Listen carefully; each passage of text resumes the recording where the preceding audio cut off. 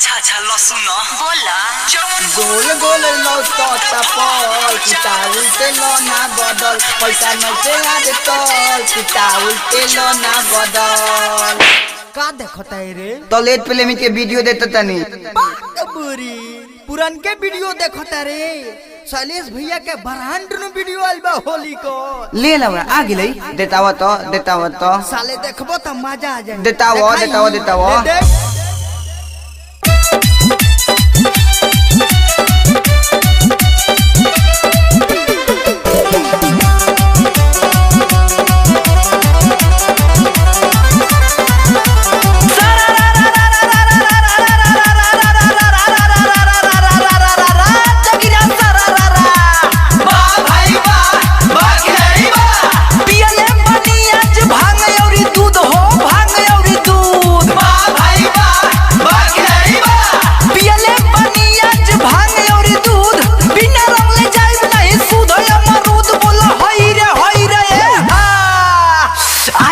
होली रे केहू नहीं बोली रे कर सको ही जवान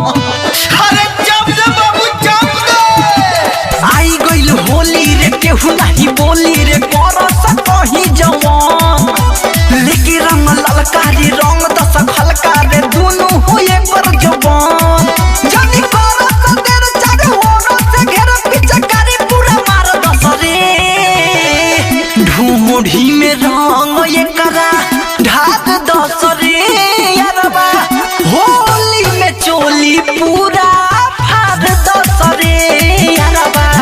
ढूंढी में रंग ये करा ढाक दस रे यारबा होली में चोली पूरा फाड़ दस रे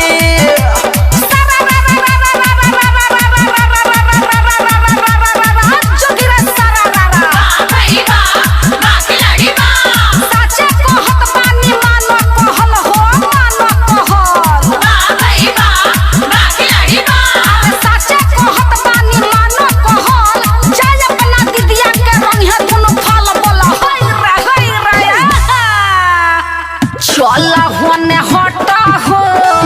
ते हमें न सटा हो उफ अरे ना भगला चला होने हटा हो ते हमें न सटा हो ढूंढी में नहीं घूरते हम हो करब बरियारी पिचकारी तोहर तूर दे हम हो क्या हो करब बरियारी पिचकारी तोहर तूर दे हम हो अरे आगे से हटाइए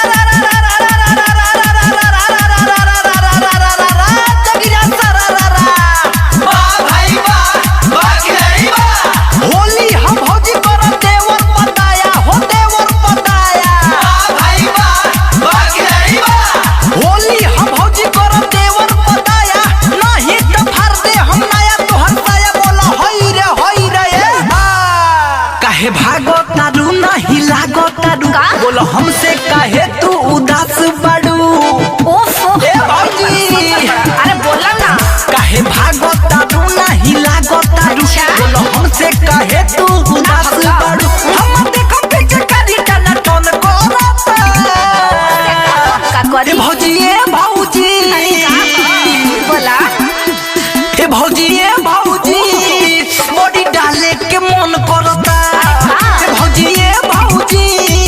बॉडी डाले के मन करता डाले दो ना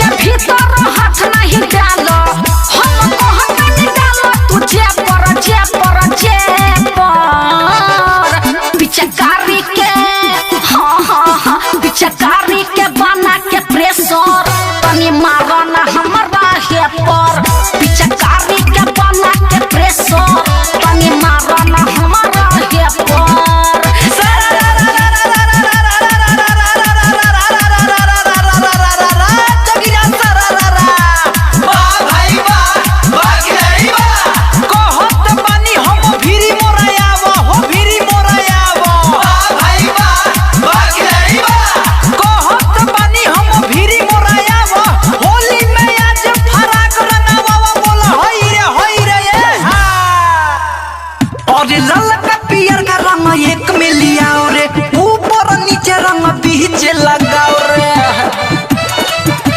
लाल का पियर का रंग एक में लियाओ रे ऊपर नीचे रंग बीच लगाओ रे छोड़ी हसन बात करी मजाक वाली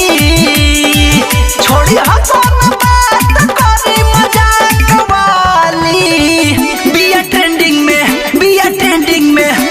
ट्रेंडिंग में पियर फराक वाली बिया ट्रेंडिंग में पियर फराक वाली